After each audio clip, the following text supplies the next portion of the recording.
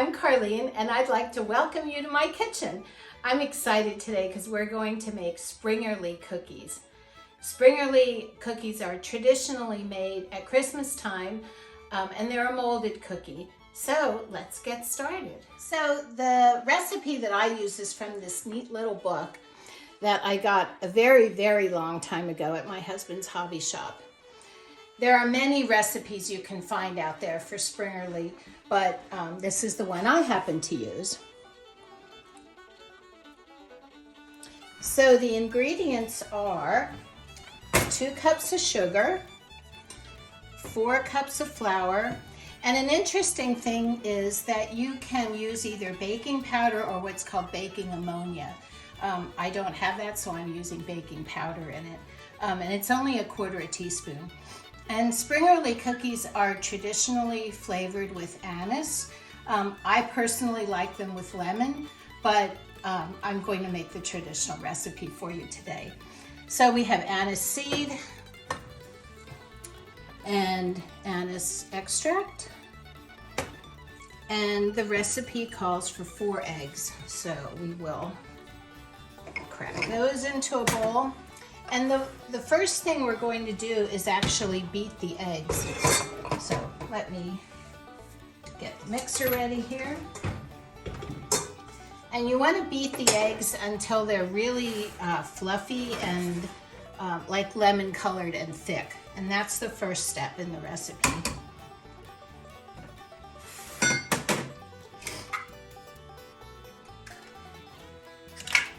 So I always crack my eggs in a separate bowl first, because if by chance you get a bad egg, you don't ruin your whole recipe.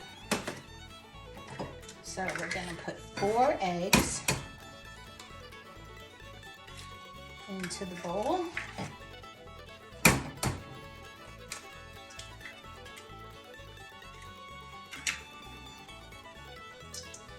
And if you order anything from me, I want you to know that all my ingredients are organic. So the price point might be a little bit higher, but you're getting really good quality ingredients.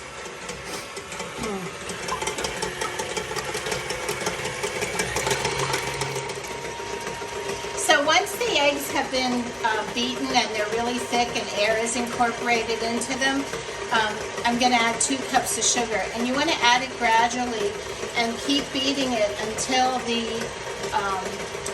mixture becomes, we call it ribboning. It'll get thick enough so it creates almost a ribbon when it drips off of the beater.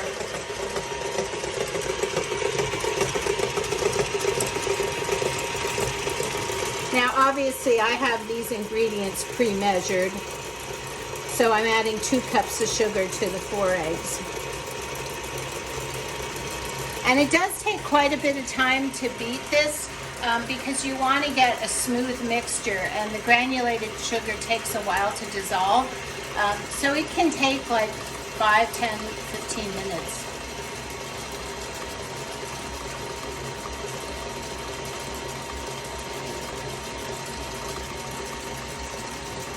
And the reason you want a smooth ribbon mixture is that if the granulated sugar isn't dissolved completely, then the cookie will be fine, but it will just be a grainier texture, not as nice a texture when you finish baking it.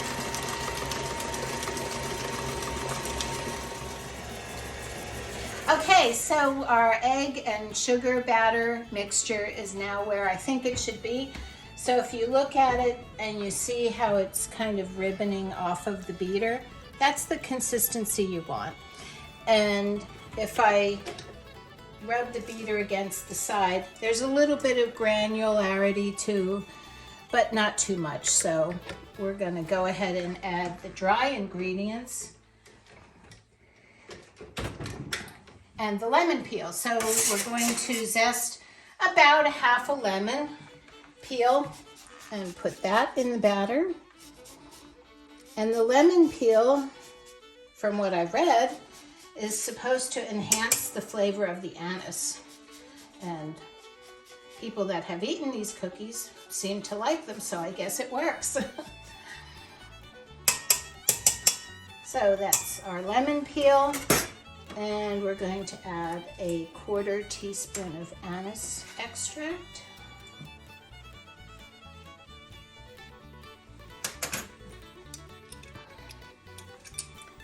And then I'm going to start the beater on a really slow speed and add our flour in.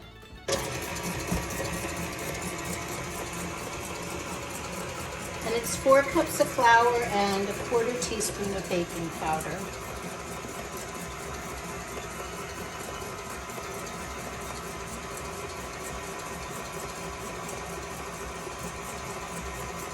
And I'm just adding it in slowly so it incorporates without dusting my whole kitchen.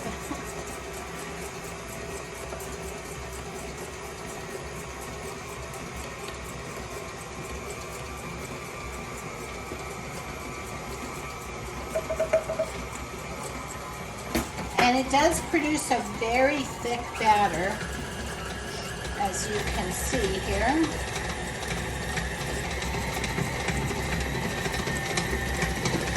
And I'm just going to scrape down and then mix it a little bit more.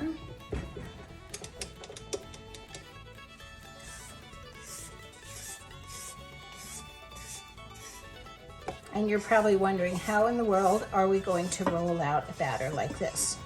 Well, we're not, because this batter needs to be refrigerated for 2 to 3 hours before you actually can roll it out and use the molds.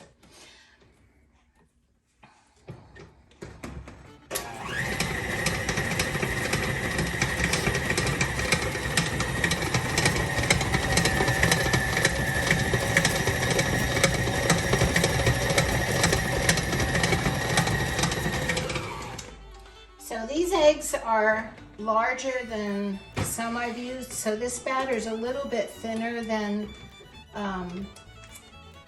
what I would like it, so I would probably add a little bit more flour possibly, but I'm just going to chill it and see how it works. And if it doesn't roll out well and it's too thin, then I'll just incorporate a little bit more flour into it to give it a good consistency. So we're going to just wrap that up and chill it, and then it will be ready for the next step, which is rolling out and using the molds. So about 2 hours have passed, and we now have our cookie dough ready to roll out. So when I put it in the refrigerator, I use flattened discs, and I've cut this one in half just to make it easier, have a smaller amount to roll out and show you.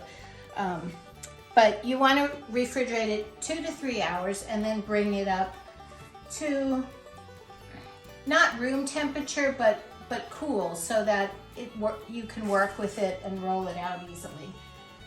And it is a bit sticky, so you want to make sure you flour your table or whatever you're rolling on. I prefer to roll out on a piece of parchment laid on top of this silicone mat, just so it doesn't slide around. And let me get my rolling pin.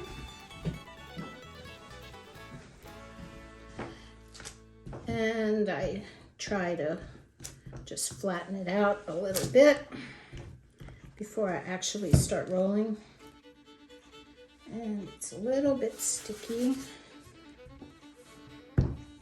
This dough for Springerle is a very, it's a very firm dough. And it has to be to hold up to the molds that we're going to be using, as you'll see.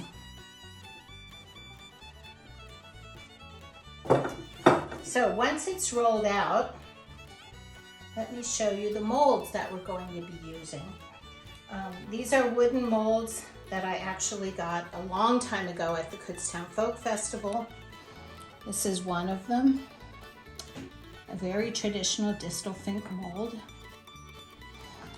And there's other, some of the very traditional patterns are the pineapple, and here we have a Santa, or maybe it's a Bellschnickel. and a chicken on her nest, and another pineapple. This mold is a different kind of wood, and it doesn't work quite as well. I've read that traditionally the molds were made out of pear wood. I honestly don't know what kind of wood these are made out of. But the one thing you must absolutely do is flour your molds in between each press. And if you don't, you will quickly find out why, because they will stick to the dough and just make a big mess. So you want to have it floured really well.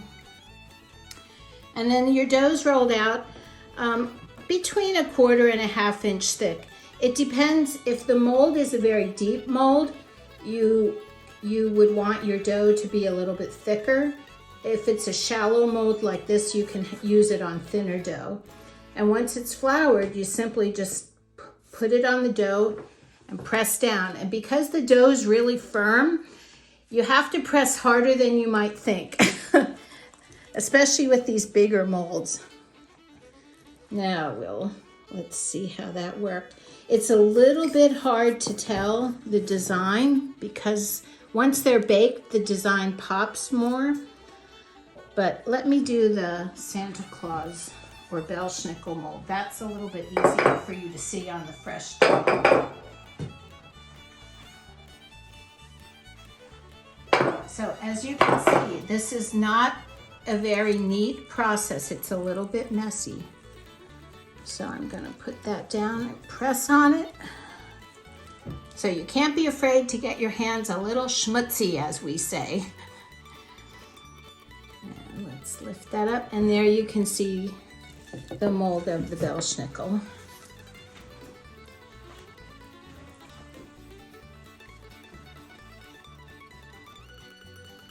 And then you can cut your molds out with a knife, or if you have one of these little tools with a curled edge, you can use that like this. Just flour it and just roll it along the edge of the mold. And it gives a little bit more of a decorative edge to the cookie.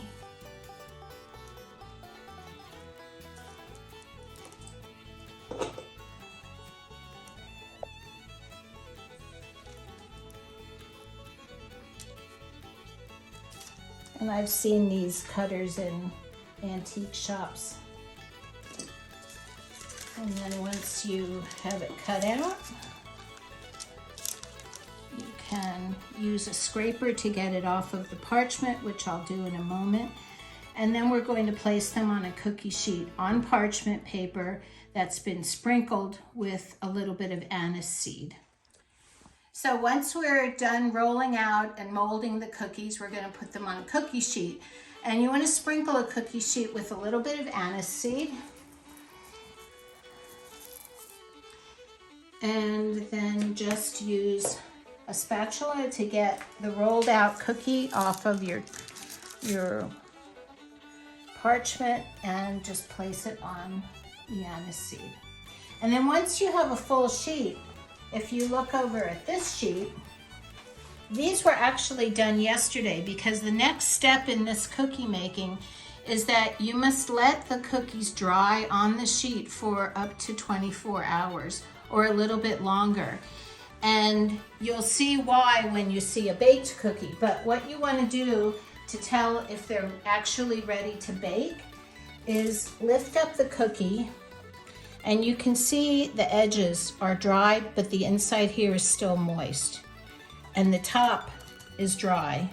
And that's exactly how you want it to bake, because what's going to happen is when they bake, the moist part of the cookie is going to rise up and create what they call a foot. And then the top, because it's dried, the top design is perfectly set and will stay visible. So these are ready to go in the oven. So we're ready to put them in the oven. You want to set, for the recipe I have, you want to set the oven to a temperature of 375. And as soon as you put it in, turn it down to 325.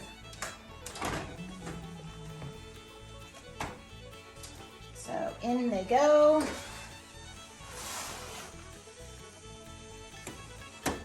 Turning down the oven to 325, and I'm gonna set my timer for 10 minutes. The larger cookies can take 12, 13 minutes to bake. The smaller ones, maybe 10 to 12 minutes. You want them done, but you don't want them to brown, just a very light brown around the edge. Okay, we are ready to take them out of the oven and plate them up. Let's turn the oven off, bring them out. Now, typically they would go on a cooling rack to cool before I would put them on a plate, but just for you and to make it look nice, I'm gonna plate them up right now. So we have our little Bellschnickel, we have our distal fink, and another distal fink. And one of the things I want to show you is how they baked up and what the little foot looks like. So these aren't too hot. So if you look, you can see that the inside bottom has raised up a little bit. And they puffed up a little bit. Ooh, that's hot. They puffed up a little bit from the baking powder. Here's a little pineapple. But remember, these are all anise flavored. And one last distal fink. And there we have our Springerle cookies.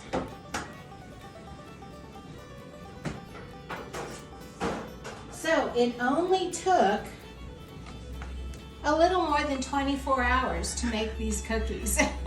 So they are very labor intensive, but they're fun to make. And actually, some people used to take the cookies and put a little hole in the top and hang them on their tree as Christmas ornaments. And you could also use your molds and make like a salt dough or clay and make Christmas tree ornaments with your molds for that. But I personally think eating them is much more fun. Okay, so here are the finished Springerle cookies. I hope you've enjoyed watching this little lesson in baking Springerle. And if you ever want to order any from me, you can reach me at karlenebakes@gmail.com. Thanks so much for watching.